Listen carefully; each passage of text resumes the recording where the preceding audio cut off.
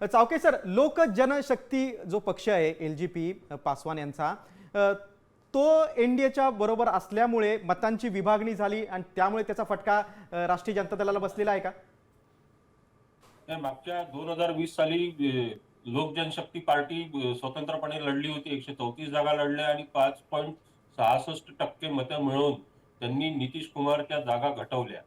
हे देवेशजी पण मान्य करतील. आणि यावेळी मात्र मतांची बेरीज झाली आहे. तर त्याचा लोक जनशक्ती पार्टीला एकच जागा मिळाली 2020 साली. यावेळी दोघांनाही त्याचा फायदा होतोय. जनता दल युनायटेडच्या संख्याबळ वाढलेला आहे सबस्टॅन्शियली 24 जागांनी, आणि चिराग पासवानच्याही जागा वाढलेल्या आहेत. तर हे म्हणजे एकजुटीचं हे सर्वात मोठं प्रमाण आहे.